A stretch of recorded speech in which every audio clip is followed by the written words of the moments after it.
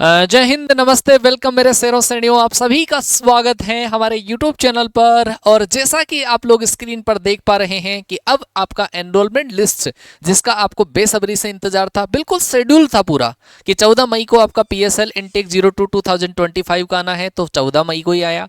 और 30 मई को आज के दिन आपका एनरोलमेंट लिस्ट जो है वो आउट हो चुका है। बहुत ज़्यादा बच्चों को इंतजार रहता है क्योंकि जो आपका PSL लिस्ट आया उस PSL के अंदर भी कट ऑफ काफ़ी बढ़ गई थी। और फिर एनरोलमेंट में बच्चे इंतजार कर रहे थे कि सर कितने हम बाहर होंगे, क्या होंगे, है ना, सारी चीज़ें। तो मैं आपकी जानकारी के लिए बता दूं कि PSL जो होती है उसके अंदर कोई बच्चा मेडिकली अगर फिट नहीं है तो नाम उसका भी आता है। कई बच्चा एब्सेंट रह जाता है, उसका भी नाम आ जाता है। मेडिकली आउट जिस बच्चे को ग्रीन कार्ड नहीं मिलता है उस बच्चे का भी नाम आ जाता है। तो वो आपकी PSL होती है। फिर उसके बाद में PSL के अंदर से जो बच्चे होते हैं, जितनी वैकेंसीज के अकॉर्डिंग जो एब्सेंट होते हैं, जो मेडिकली आउट होते हैं, जिनको ग्रीन कार्ड नहीं मिलता है, उन बच्चों को हटाने के बाद में नंबर ऑफ वैकेंसीज के हिसाब से आपकी एनरोलमेंट लिस्ट जो आती है उसमें दो टाइप के कैंडिडेट्स हुआ करते हैं। एक होता है मेन कैंडिडेट, मतलब मेन कैंडिडेट के लिए बिल्कुल फायदा है कि हाँ वो मेन वाली लिस्ट में है। स्टैंड बाई का मतलब आप समझिए कि वेटिंग लिस्ट में है। तो आज हम एक डेटा आप लोगों के लिए लेकर आए हैं जिसके अंदर PSL में कितने बच्चों का नाम है और आपकी एनरोलमेंट लिस्ट जो आई है उसमें कितने बच्चों का नाम है। अच्छा, फिर उसके बाद में आपको डिटेल वीडियो और मिलते रहेंगे कि एब्सेंट वालों को अगर हटा दिया जाए तो एब्सेंट वालों को हटाने के बाद में जो आपके PSL में कितने बच्चे थे और कितने बच्चे अब सेलेक्ट हुए हैं उनका एक डेटा मेरे पास है। लेकिन इतना देखने के बाद में वीडियो तक अगर आप यहां तक पहुंचे हैं तो आपका एक कमेंट होना चाहिए, क्योंकि कैडेट डिफेंस एकेडमी ने आप लोगों के लिए, पूरी टीम ने जबरदस्त तरीके से मेहनत करी है। और उस मेहनत का मजा वास्तव में तभी आता है जब सामने वाला उस बंदे की मेहनत को समझे। तो अगर आपने हमारी मेहनत को आपने देखा, आप लोगों की मेहनत को हमने देखा, और इस बार कैडेट डिफेंस एकेडमी ने एयरफोर्स के रिजल्ट में बहुत तगड़े लेवल पर झंडे गाड़े हैं। अप्रोक्सीमेटली 2500 प्लस बच्चों का जो सिलेक्शन है वो तो हमने विद स्क्रीनशॉट बच्चों का दिखाया, और भी उसके बाद में 500-600 जो रिजल्ट है बाद में हो रहा है। ठीक है, क्योंकि पूरी की पूरी जो टीम है, एक दमदार टीम आपके सामने है, चाहे वो X ग्रुप की हो चाहे Y ग्रुप की हो।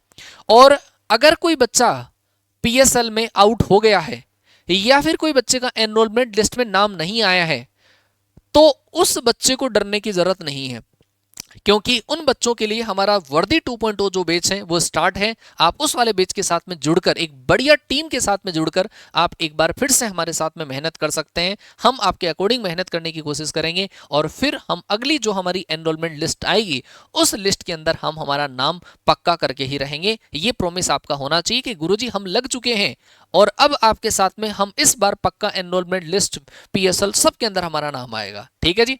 तो बेटा, जो आपका 14 मई को PSL आया, उस PSL के अंदर मैं टोटल नेम्स की बात कर रहा हूं। टोटल नेम जो थे, X ग्रुप 2 पेपर हुआ करते हैं। एक होता है साइंस सब्जेक्ट जिसको हम बोला करते हैं X ग्रुप, एक हमारा अदर देन साइंस सब्जेक्ट जिसको हम बोला करते हैं Y ग्रुप। तो PSL के अंदर जो मेल कैंडिडेट की लिस्ट थी, मेल कैंडिडेट पुरुषों, तो उनकी जो संख्या थी वो थी 1162। और इसमें से इनफिट अनफिट वगैरह जो एब्सेंस या वगैरह हटा दिया जाए तो भी हमारे पास काफी कैंडिडेट बचे हुए थे, उनका लिस्ट भी आपको अलग से मिलेगा।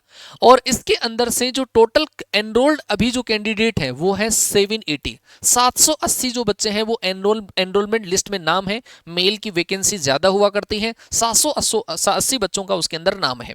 अच्छा, 780 बच्चों के अंदर से कुछ बच्चे जो है वो मेन लिस्ट में हैं और कुछ जो बच्चे हैं वो आपके स्टैंड बाई में हैं। स्टैंड बाई वाले बच्चों के लिए मैं बता दूं भाई, स्टैंड बाई वाले बच्चों को देखो, ज्यादा हताश निराश होने की जरूरत नहीं है।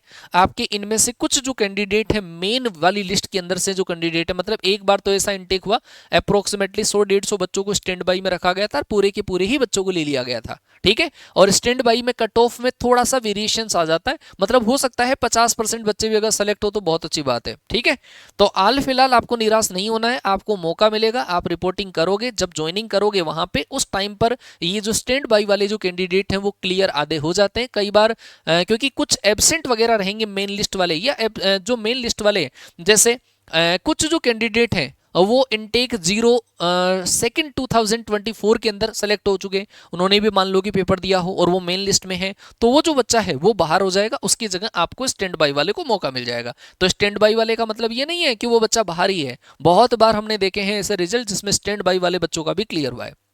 अच्छा, जो फीमेल कैंडिडेट है उसके अंदर से एक्स ग्रुप में 102 नाम पीएसएल में थे। एब्सेंट वगैरह सारी चीजें हटाने के बाद में 75, मेरे हिसाब से कोई मेजर चेंजेस नहीं है क्योंकि बहुत सारे बच्चे मेडिकल अनफिट हो जाते हैं। उसके बाद में 75 एनरोलमेंट लिस्ट में गर्ल्स का नाम है, जिसमें मेन है, स्टैंड बाई भी है। ऐसा ही Y group other than science subject की अगर मैं बात करूं तो मेल कैंडिडेट जो थे पीएसएल लिस्ट में वो 1439 थे, लेकिन 855 जो बच्चे हैं उसको एनरोलमेंट लिस्ट में जगह मिली है। और फीमेल जो कैंडिडेट है 168 थे, जिनमें से 125 को जगह मिली है। ठीक है, सबके अंदर मेन स्टैंड बाई की लिस्ट हुआ करती है।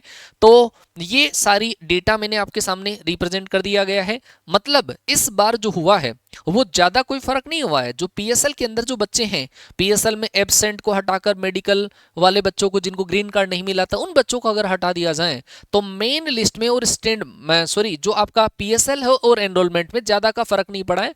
बाई चांस 0.5 का 0.25 का इतना इतना फर्क पड़ा है, कोई ज्यादा कट ऑफ अब नहीं बढ़ी है क्योंकि ऑलरेडी जो कट ऑफ है वो आपका पीएसएल में बढ़ चुका था, तो अब कट ऑफ नहीं बढ़ा है। ठीक है, तो ये चीजें अगर कोई बच्चा अभी भी प्रिपरेशन कर रहा है, इस दूसरे इनटेक 2026 की प्रिपरेशन कर रहा है, उस बच्चे के लिए भी जानने वाली बातें हैं क्योंकि आपको भी ऐसी जो चीजें हैं वो फेस करनी पड़ेगी।